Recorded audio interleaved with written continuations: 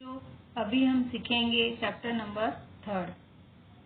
परम निधानम कह, मतलब श्रेष्ठ खजाना किसका है या श्रेष्ठ खजाना कौन है।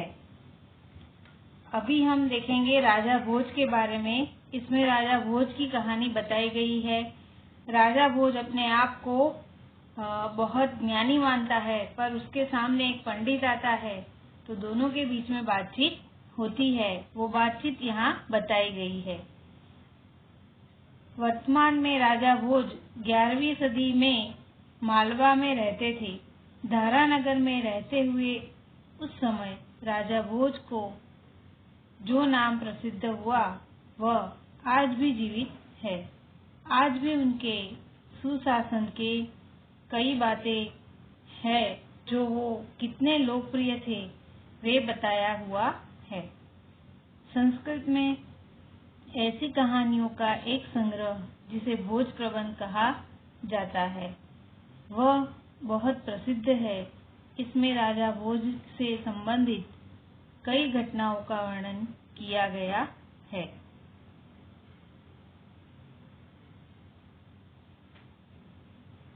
जिसमें सौंदर्यवादी काव्य गुणों के साथ कई छंदों का उपयोग किया गया है। इसके अतिरिक्त विभिन्न काल के संस्कृत कवियों ने राजा भोज को अपने विचारों को प्रस्तुत करने के लिए एक चरित्र के रूप में स्वीकार किया है। संवाद में ऐसी ही एक कहानी भोज पर केंद्रित की गई है। राजा भोज और युवान विद्वान के बीच हुए इस संवाद में एक बात पर बल देने का प्रयास किया गया है। जैसे जैसे बातचीत आगे बढ़ती है संतोष की बात आती है, कुल पड़ाव होता है, यानी यह कहानी संतोष के महत्व पर जोर देती है। तो आइए हम पढ़ते हैं अब कहानी।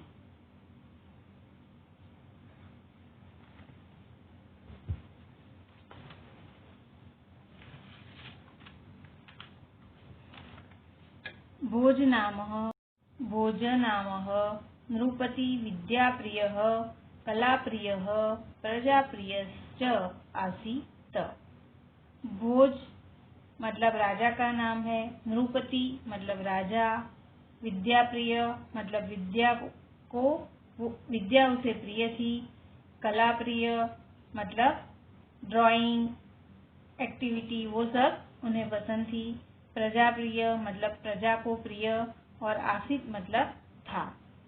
भोज नाम का राजा था, वह विद्याप्रिय, कलाप्रिय, प्रजाप्रिय था।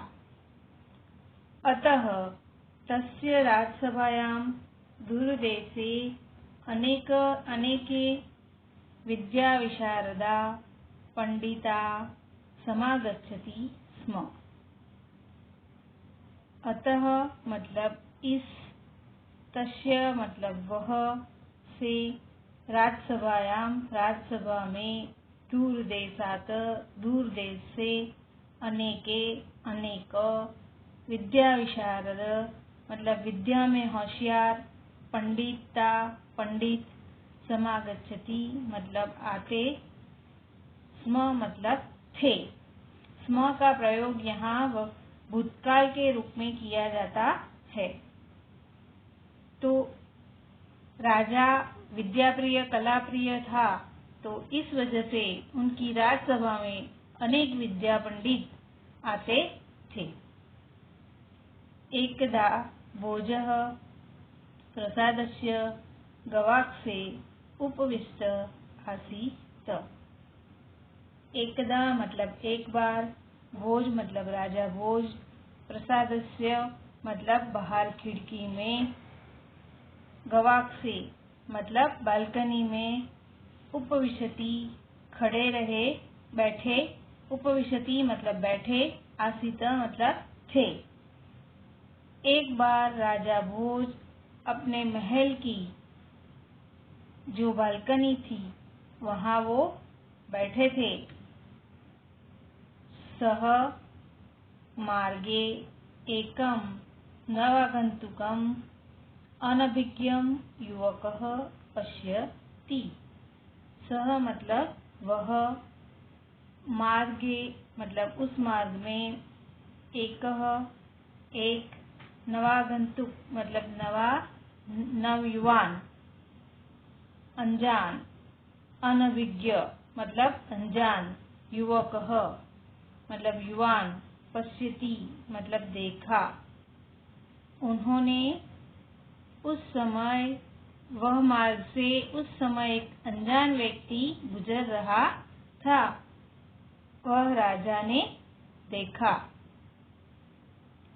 तस्य परिचयं ज्ञातुं सः तं प्रसादे आह्वयति।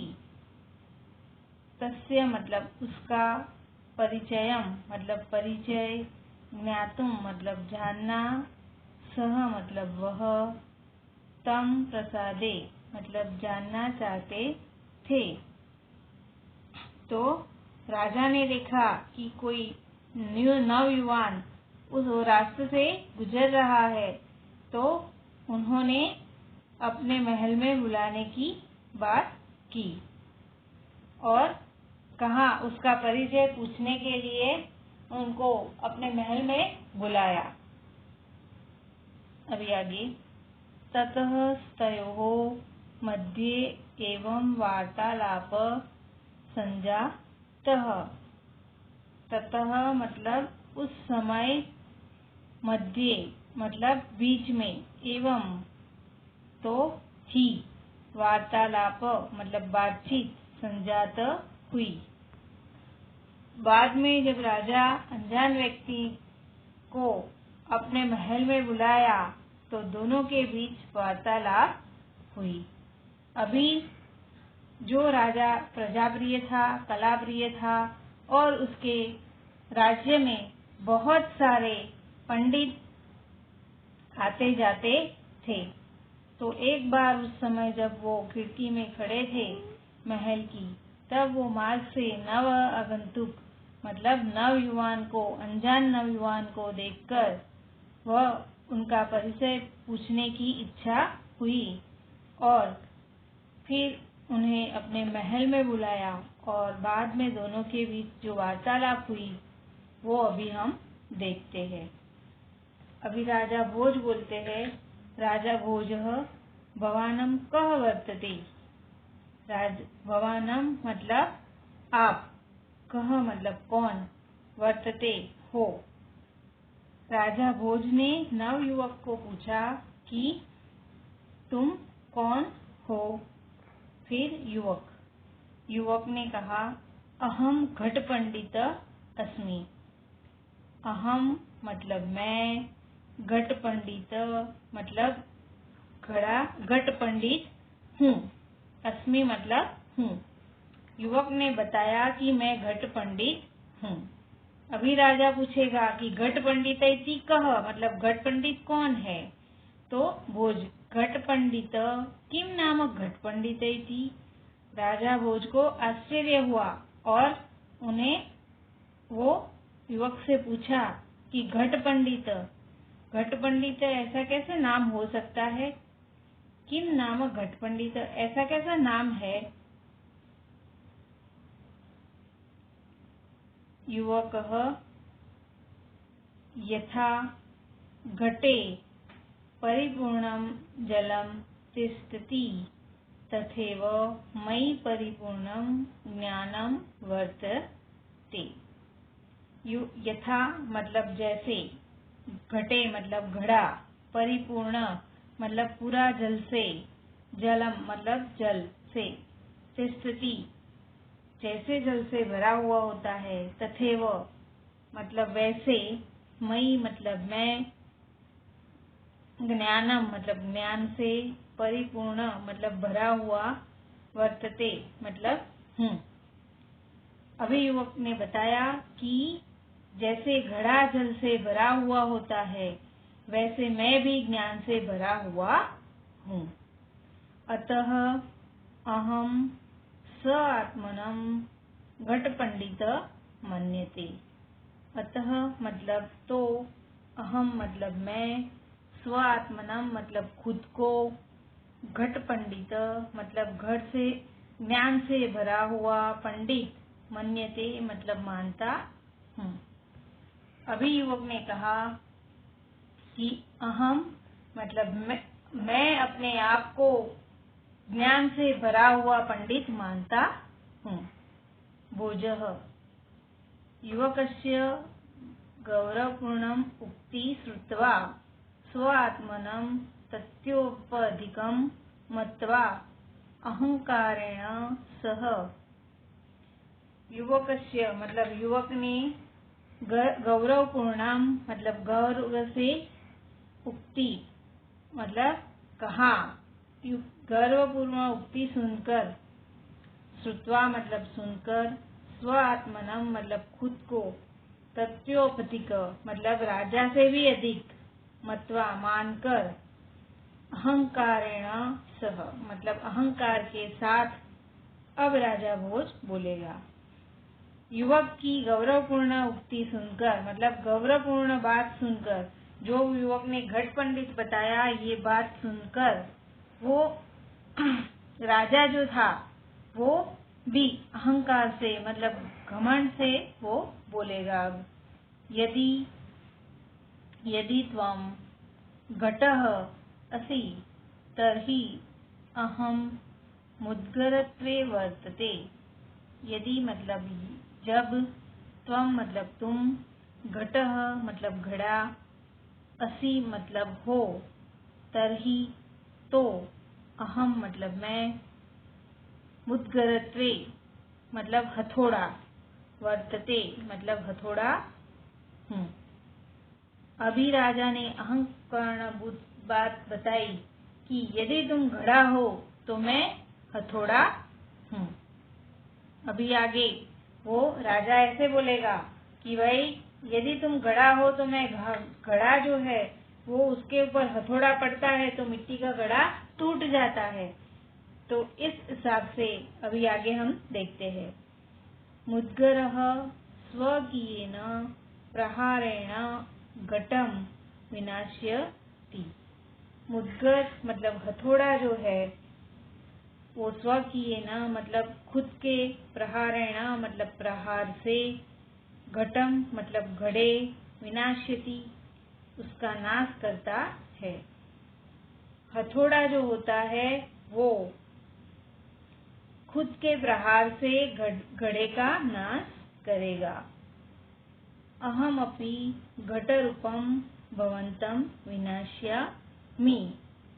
मैं अभी अहम मतलब मैं, घट रूपम मतलब घड़े के रूप को, भवंतम तोड़, विनाश्यामि मतलब विनाश कर दूंगा। राजा ने ये बताया कि अभी मैं हथौड़े के प्रहार से घड़े का विनाश कर दूंगा और मैं तुम्हारा भी उस हिसाब से विनाश कर दूंगा।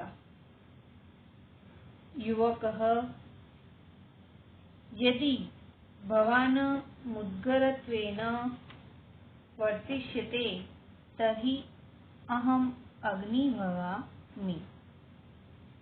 अभी युवक बोलेगा, अपनी बात बताएगा कि यदि तुम, यदि मतलब यदि, भवान मतलब तुम, मुद्गरेण मतलब हथौड़ा, वर्तिष्यते बनोगे, तर्हि तो, अहम मैं, अग्नि भवामि मतलब अग्नि बनूंगा।